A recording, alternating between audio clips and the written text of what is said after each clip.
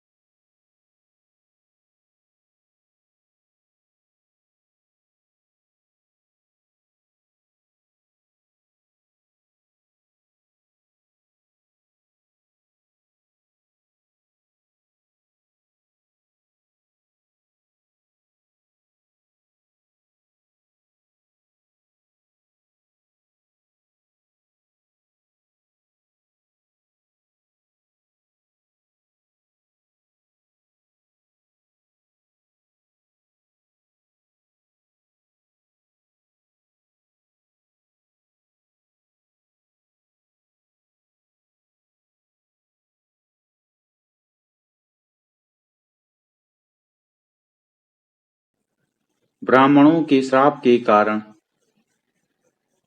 प्रतापभान, अरिमर्दन और धर्मरुचि, यह तीनों रावण, कुंभकर्ण और विभीषण बने।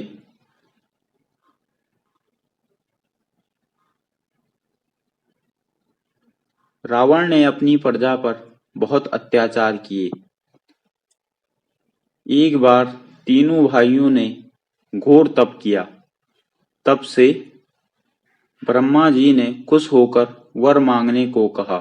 इस पर रावण ने कहा कि हे प्रभु, हम वानर और इंसान दो जातियों को छोड़कर और किसी के मारे से न मरे, यह वर दीजिए।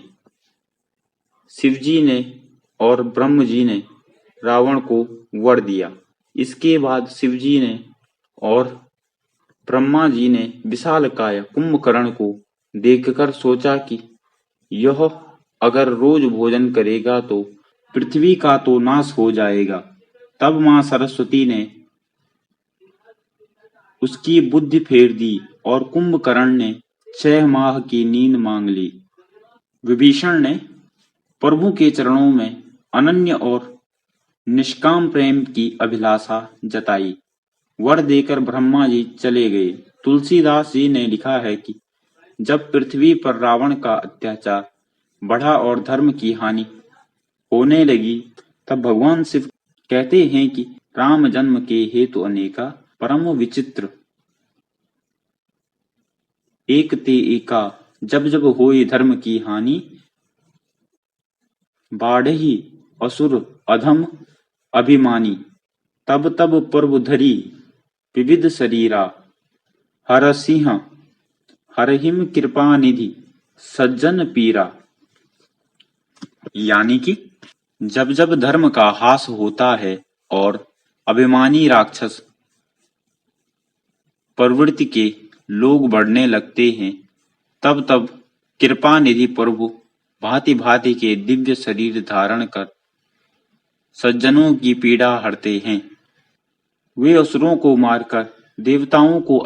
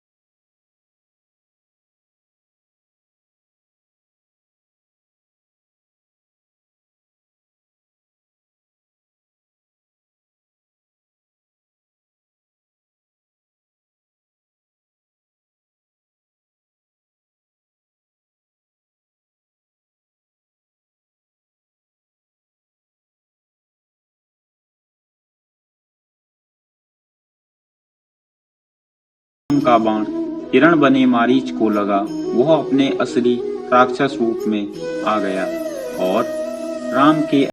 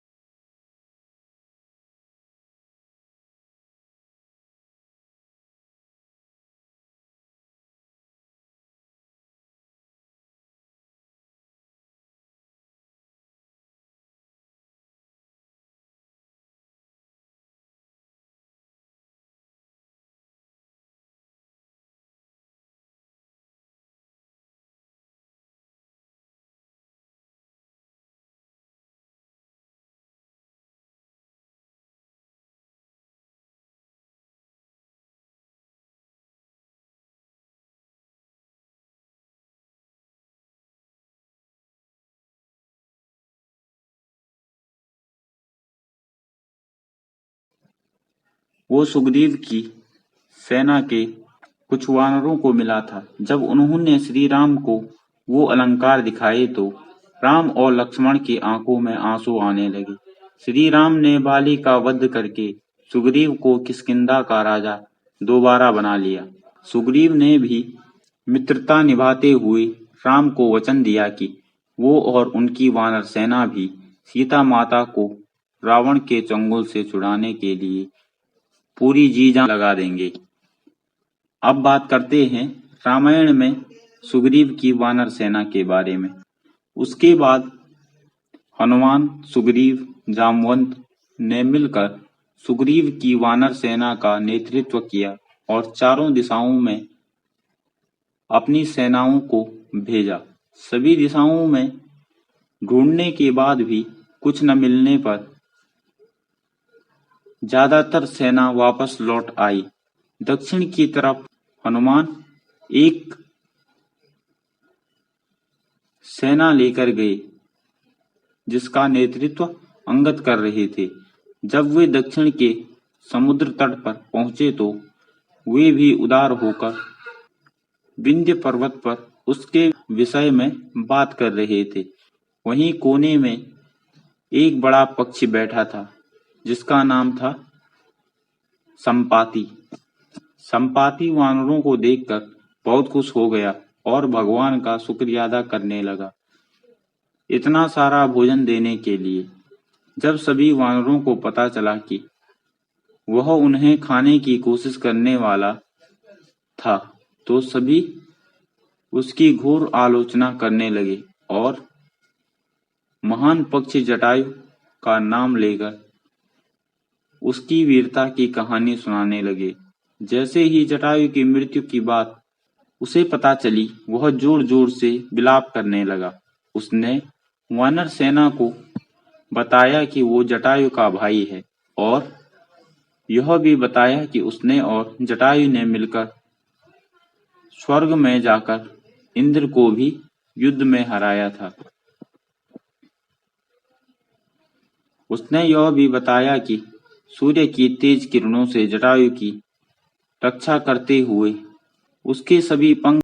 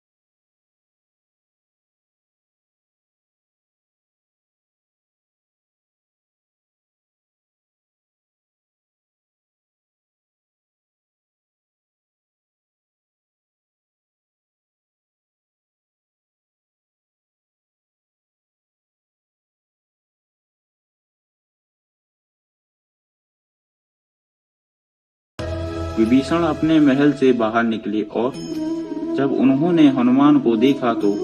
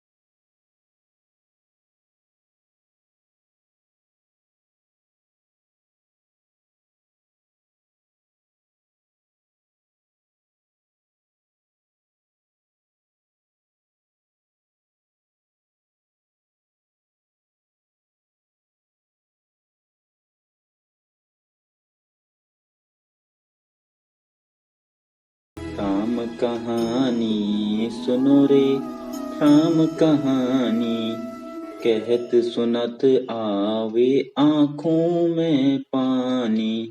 श्री राम जय जय राम, दशरथ के राज दुलारे, कौशल्या की आंख के तारे। वे सूर्य वंश के सूरज, वे रघुकुल के उजियारे। राजीव नयन बोले मधुबरी वाणी, राम कहानी सुनो रे राम कहानी। शिव धनुष भंग करके प्रभु ले आए सीता वर के, घर त्याग भये बनवासी। पित की आज्ञा सर घर के, लखन सिया ले संग छोड़ रजधानी। राम कहानी सुनो रे राम कहानी। खल भेसी भिक्षु घर के, भिक्षा का आग्रह करके, उस जनक सुता सीता को छल बल से ले गया हर के। बड़ा दुख पावे राजा राम की रानी, राम कहानी सुनो रे राम कहानी। श्री राम ने मोह पठायो, मैं राम दूत बन के आयो। सीता माँ की सेवा में रघुवर को संदेश लायो, और संग लायो प्रभु मुद्रिका निशानी। राम कहानी सुनो रे राम कहानी, कहत सुनत आवे आंखों में पानी। श्री राम जय जय राम। सीता ने व्याकुलता से श्री राम जी का हालचाल पूछा। हनुमान जी ने उत्तर दिया, हे माता, श्री राम जी ठीक हैं और वे आपको बहुत याद करते हैं। वे बहुत जल्द ही आपको लेने आएंगे और मैं शीघ्र ही आपका संदेश श्री राम जी के पास पहुंचा दूंगा। तभी हनुमान ने सीता माता से श्री राम जी को दिखाने के लिए चिन्ह मांगा तो माता सीता ने हनुमान जी को अपने कंगन उतार कर दे दिए। रामायण में हनुमान जी द्वारा लंका दहन। हनुमान जी को बहुत भूख लग रही थी, तो हनुमान जी अशोक वाटिका में लगे पेड़ों के फलों को खाने लगे। फलों को खाने के साथ साथ हनुमान उन पेड़ों को तोड़ने लगे।